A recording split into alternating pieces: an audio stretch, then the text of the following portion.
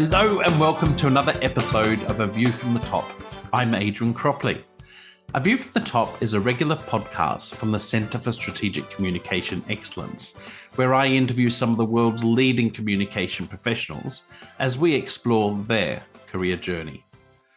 I get so excited when I get to be live and in person with one of my guests.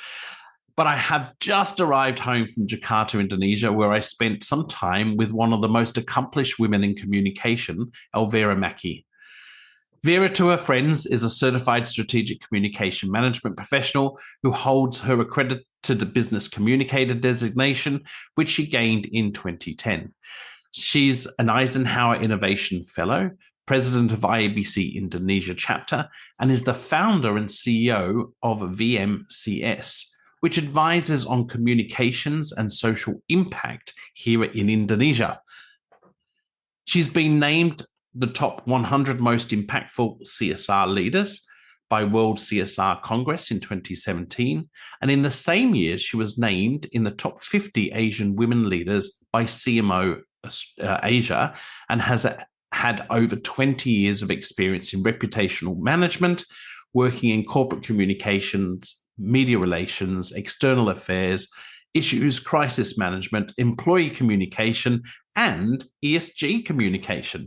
Welcome, Vera, and I'm so pleased to have been invited to speak at the IABC Indonesia's first conference last week, and congratulations on a fantastic event. Hi, good morning, Adrian. I'm so happy and so honored to have you in Jakarta, especially you are in Jakarta for the very first time. And I'm so glad. And we are here as an IABC Indonesia community. So delighted that you are coming here. It was such a great event, Vera. And yes, it was my first time in Jakarta. I've been to Bali so many times, being the Australian that I am. But I have to say, you and your team showed me such a wonderful time and the kindness of heart of communication professionals. But the event was such a great success. Tell me a little bit about it. Yeah, so, well, actually the IABC Indonesia chapter was established with a legal name here in Indonesia in 2019.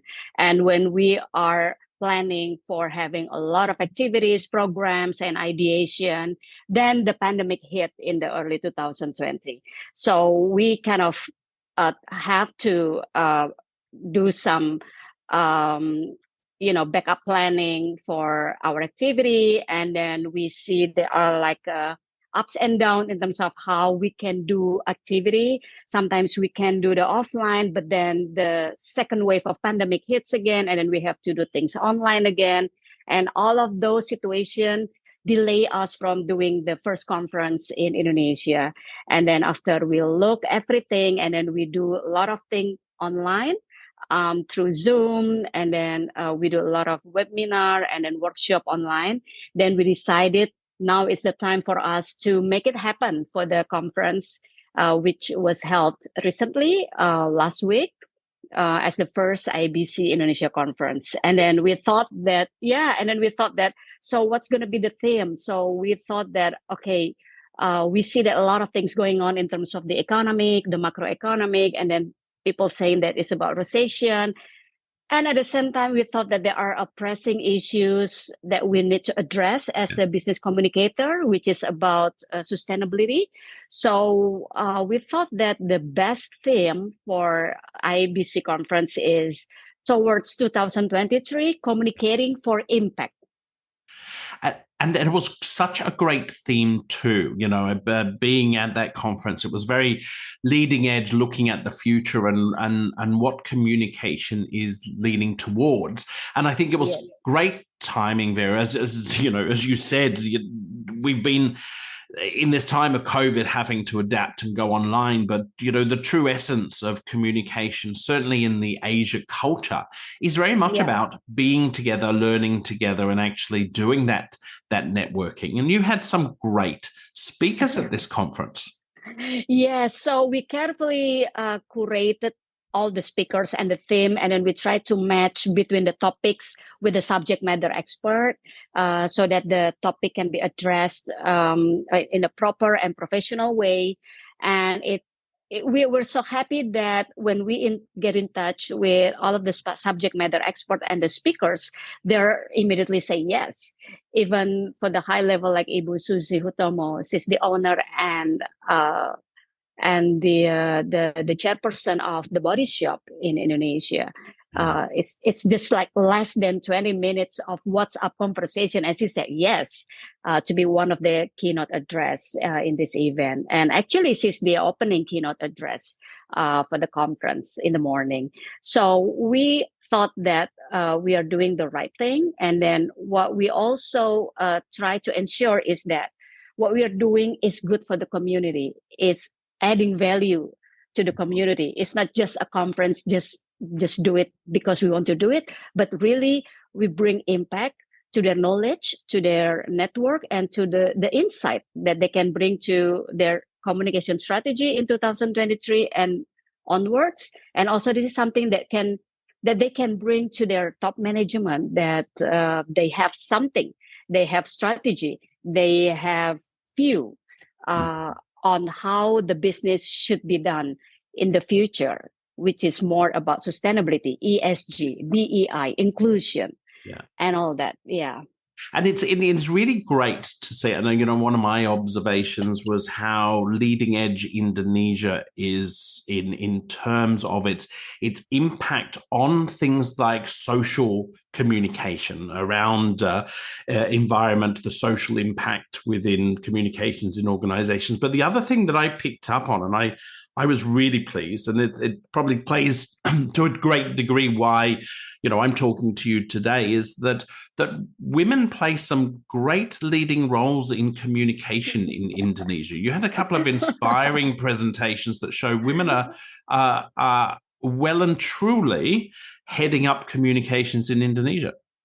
Yes, well, actually, I also just realized that when we set up this board members of IBC Indonesia, I just try to engage with some high level and professional people who can deliver adding value to our community. And so I have we have 6 ladies in the board members. And we just realized that when we invite someone into our WhatsApp group, and then we introduce this lady who happens to be Raisa, who happens to be the conference director of the IBC conference. And then she greet us and saying that, good morning, ladies and gentlemen. I'm so happy to be here with all of you. And I said that, I just realized that there is no gentleman here. It's all ladies. And then we were thinking that at the time, okay, we should add at least one gentleman here. So then we approach Wing Antariksa, right? And he becomes, Wing is a very seasoned professional development individual. He is on the top of the board of directors in one of the biggest state-owned enterprise here. And he's been doing a lot of human capital related jobs and responsibilities. So when we invited him to be one of the board members, and he said yes, so this is his first time joining our activity, and then he really enjoyed doing it. And I think he brings a kind of a balance of IBC Indonesia chapter board members. So we have one man on the board.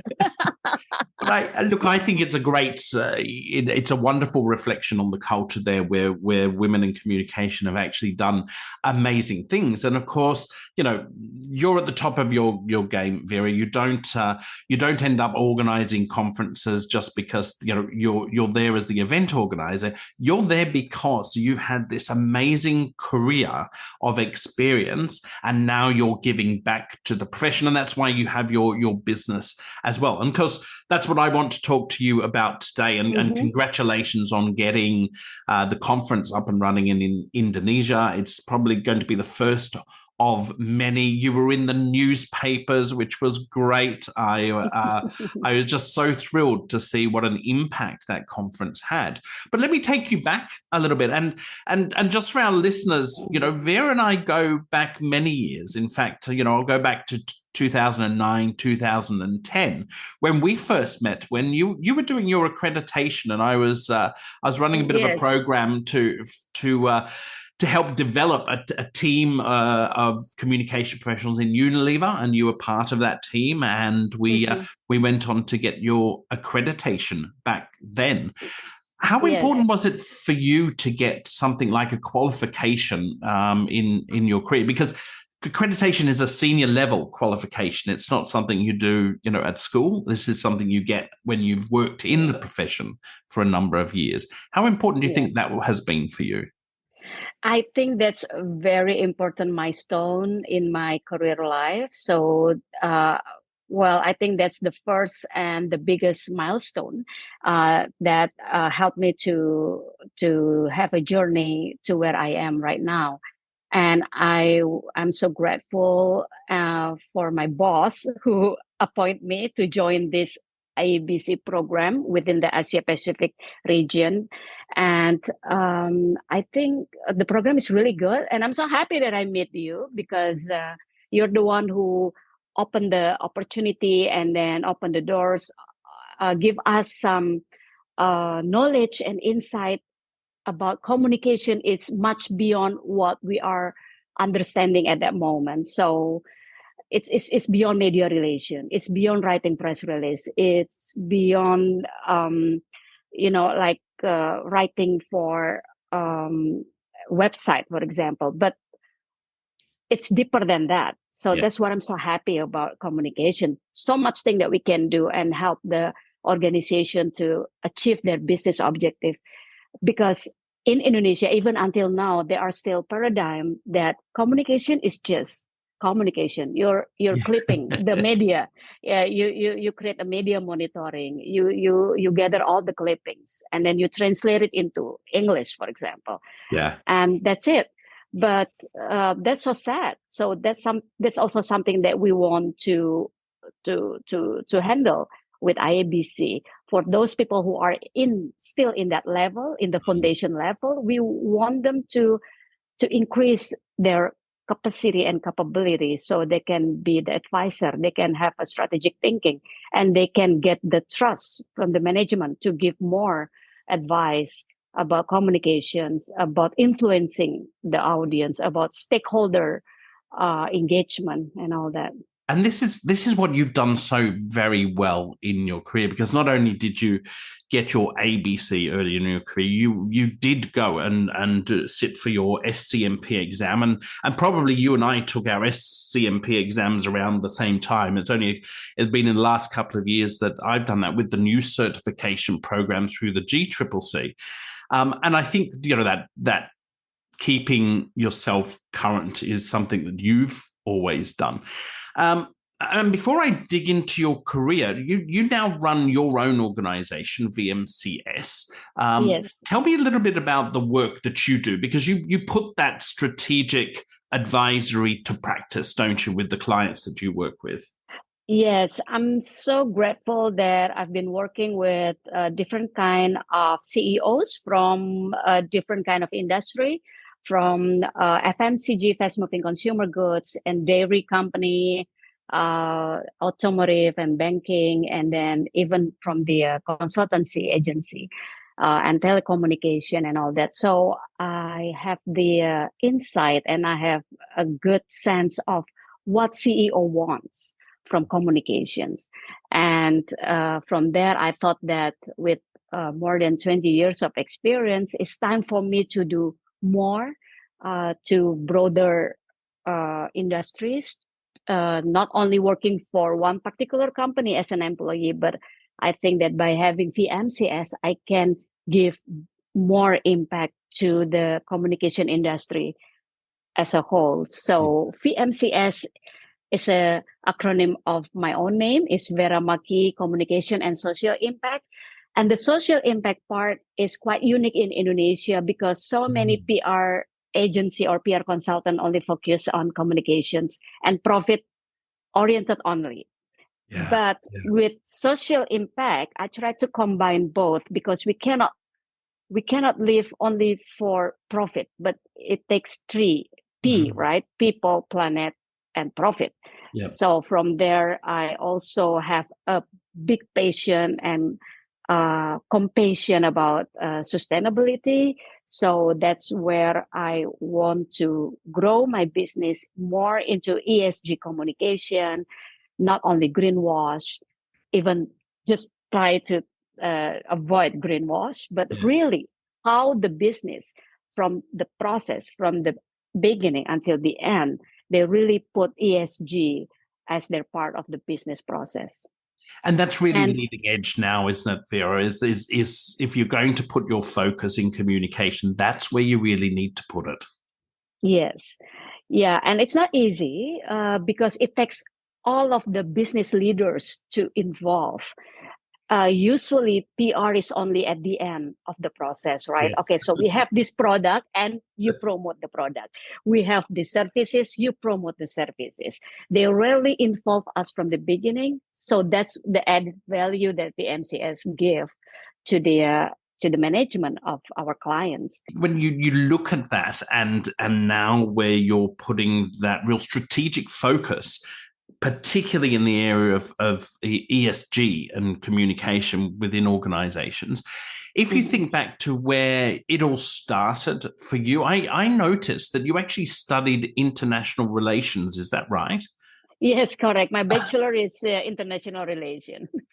Gee, how much did you think back then that you would need this in the future? Because given the context of your organization now, your involvement with Yeah. IABC, it was quite apt that you actually studied international relations. Yes. So when I was studying, which is like 25 years ago, probably, yeah, it's more about politics, right? Yeah. Yeah, but we also learn about business communication. We learn about diplomatic communication and trade relation and all that. And it's kind of overlapping right now. It's a complementary one to another. So I think that it's still, yeah, it's good. It's still correlate between the Yeah. two, communication and international relation. It, Sometimes it, sometimes in terms of the corporate affairs or public affairs part, the yeah. international relations knowledge is really helpful for me to I think so. analyze the macroeconomic, Yeah. how to connect between what's happening, for example, with the war, Russia and Ukraine, and then to how the business goes, and then how we can communicate the challenge and opportunity to our stakeholders. That knowledge is really works in this regard.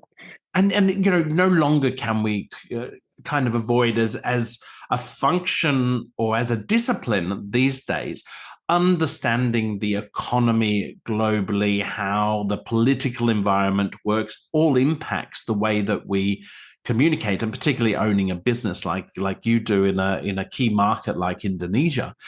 Yeah. It's really funny. I was looking at your CV, and you also studied in Houston, so the University of Houston, where you did your MBA. How did that help you in your career doing that MBA? When we built our own company, we not only think about communication, but we think about the operation, the financial aspect, the people and resources aspect, and then until the delivery to our clients, we have to make sure that deliverable is meet the expectation or exceed the expectation.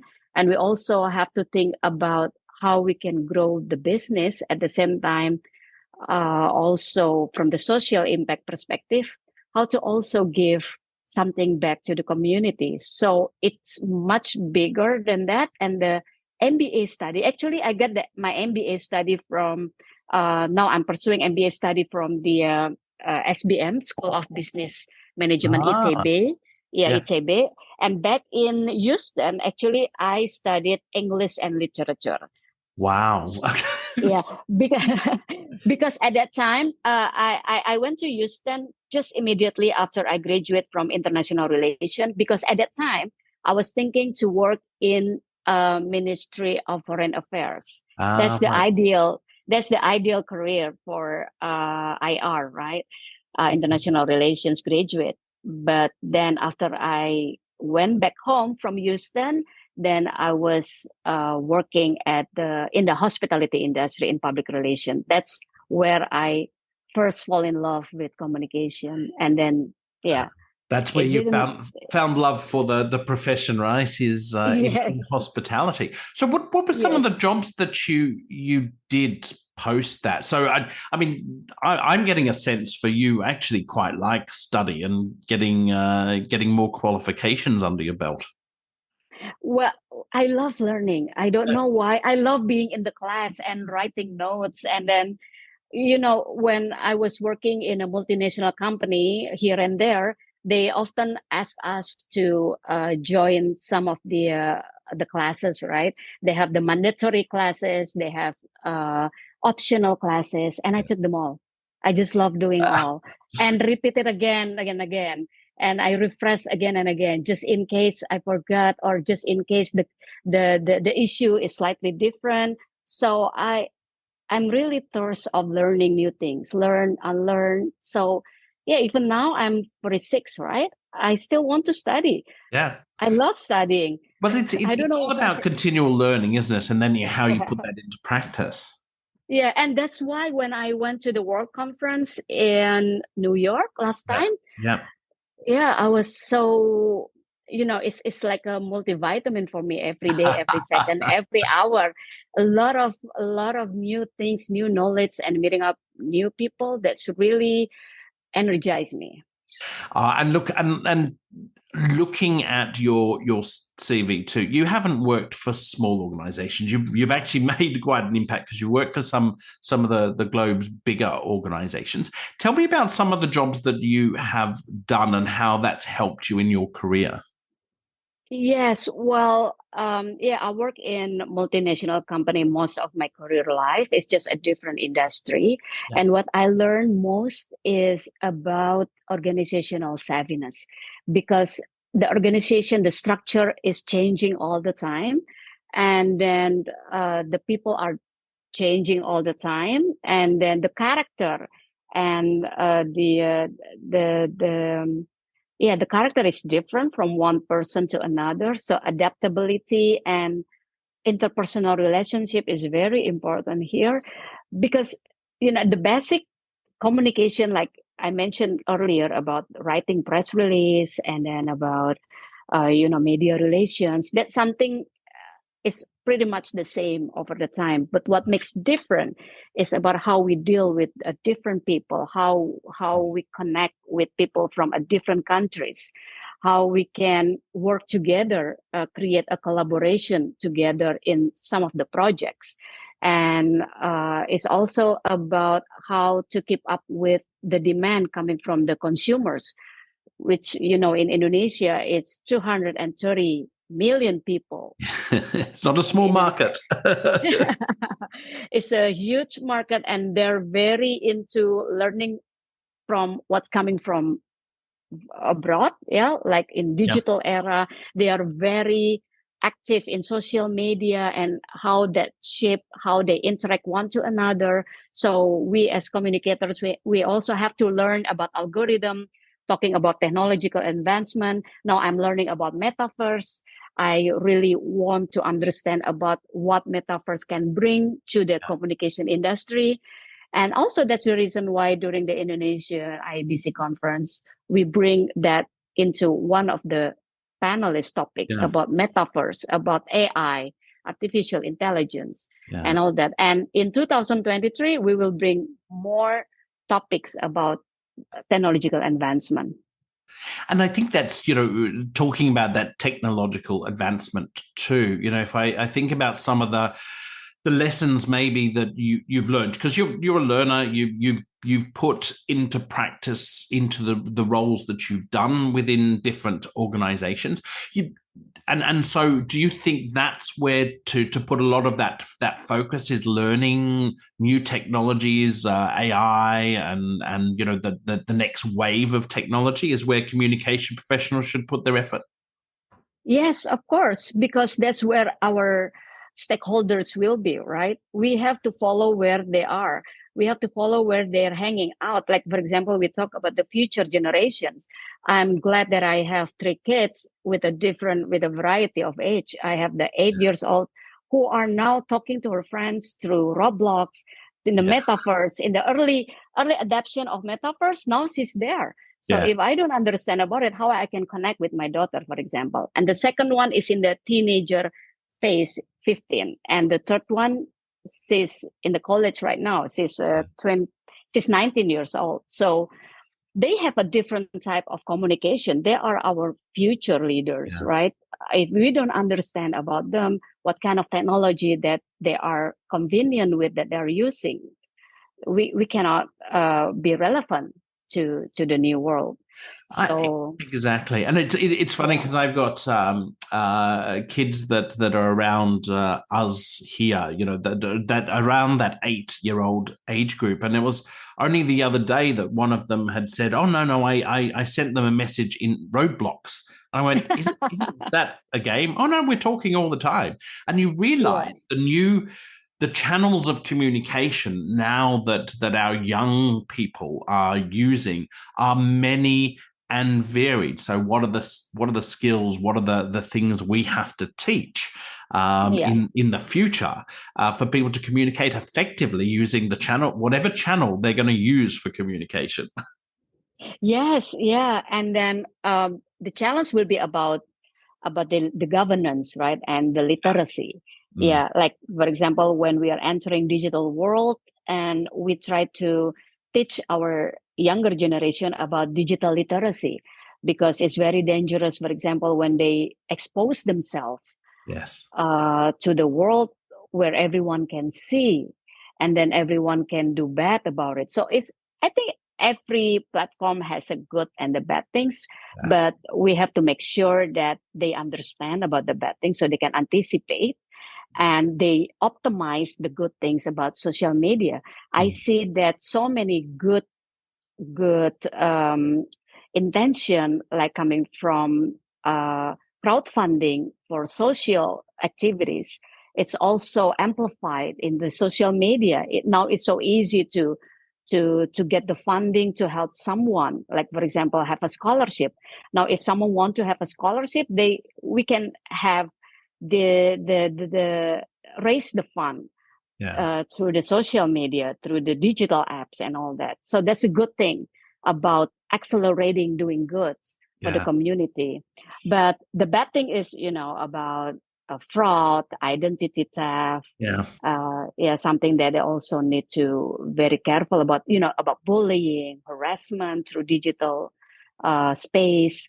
Even like some teenager had a suicide because they cannot handle the bullying in through Facebook, for example, and all that. And I think, even 8, 7, and 8-year-olds now starting to have those conversations about being bullied online and all of those things. It's really quite worrying. But at the same time, we look at it as these are opportunities for learning, and is our market now shifting where we have to engage with these people at a much earlier age to understand, the right social way of using communication? Yes, correct. Even when we are doing Zoom right now, there are ethics and there are some do and don'ts on how we do Zoom. For example, is it polite if we have a virtual workshop and Zoom and you just turn off your video, for example? And then is it polite if you are asking questions, but there are a lot of noises from your back, your back end, for example? Things like that. Is you have to rename your box, right? And put your proper name and where you're coming from, just to respect others and for others to understand who you are. That's little things, but it's very important. Not only in corporate world, but also when we talk at school, between students and teacher. How can you respect your teachers when you are in Zoom? Yes. Sometimes they don't know. They put small things for granted. And it'll be interesting to see how many conversations we have about personal brand for the younger Yes. generation, because as we know, everything that goes online is online, and and there it will stay. So, we don't want employers looking back when you were a 7 or 8-year-old and you were making TikTok videos of disturbing things that you now goes with you when you're in your 30s and you're applying for a senior role.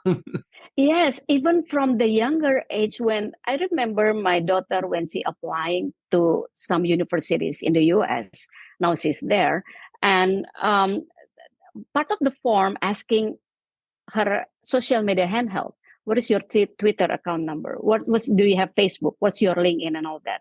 And that's something they didn't put on the formal form. Yeah. Now they put it in the formal form. So that means I told my daughter that they want to know you more before they accept you or decline you. Yeah.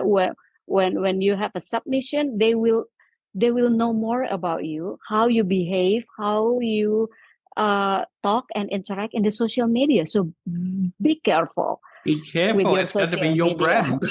Yeah. So, trying to reinvent yourself at 7.5 might be a difficult thing, and it's worrying, it's opportunities, but it's the landscape and the reality that we're dealing with. I want to get to a couple of things before we finish off today. The first is sharing some of your tips. You've had a very long career to this point, and your career still on this great trajectory as you started your own business. But what are some of the tips, if you look at your younger self, what might be some of the tips you would share with new communication professionals to advance their careers? Well, first is be kind. As simple as be kind, because we are in the world where we can be anything that we want, but we need to be kind to others. Because we are in the communication provision, we are the one who's responsible to have a good and maintain good relationship with our stakeholders. So we have to think a long-term relationship, and therefore we have to be nice, we have to be kind, we have to listen more to our audience, to our stakeholders, and then we have to have more empathy. And as you mentioned before, it's about EQ. More than IQ. IQ is very important, but EQ is much more important today. So that's that's one thing. And second, don't be tired of learning new things, especially right now. Learning is very essential, especially we know that there are so many things happening with technology, with all start with the technology, with digitalization, that will change how we communicate and strategize our communications. So that's the second one. Yeah, and the third one is always strive and have a dream. Yeah. And for higher and bigger dream. Yeah. I love that one, and I think that's really great as we ending our year on this podcast is to have a dream. Where do you want to go, and project out? What's that vision of the future for you? And I think the last thing I wanted to ask you on our get together today is thinking ahead into 2023. What do you think one of the biggest things we need to focus on as communication professionals as we go into 2023? Well, I've already had something in mind, and I really want to focus on what the business wants and how we can help the business to survive and then to grow. We have to be able to gain insights from what the CEO and the management wants and what the corporation wants, and how we as a business communicators can help them to engage with their stakeholders, to grow their market, to inspire their community, and then to be the thought leaders in their industry. I love that. Very wise words. And I could not agree more. If we need to be relevant to our business, we need businesses that we work for, understand their needs and support them in that journey. And that's Obviously, something you do so very well in your organization as well, Vera. Elvera Makki, it has been such a treat talking to you today. Thank you for sharing your wise words, your story, telling us about your career journey, and congratulations again on the Thank you. conference in Indonesia. It was such a fabulous event, and I was so pleased to be there with you. And thank you so much. Now you are the distinguished advisor of IABC Indonesia chapter. And I believe with you on the board as an advisor for us, it will bring so much more added value to our community here. So thank you. That was a gift to me, and thank you very much for that. And I'm so thrilled to be working with you. I'm so thrilled to have you on this episode, Vera. And best of luck for this next little while, and look forward to a great 2023. Thank you for joining me. Thank you. And take care. And thanks everyone for joining us on this episode of A View from the Top. We will join our next season of A View from the Top as 2023 approaches. So look out for our January podcast. Take care, everyone, and have a great day.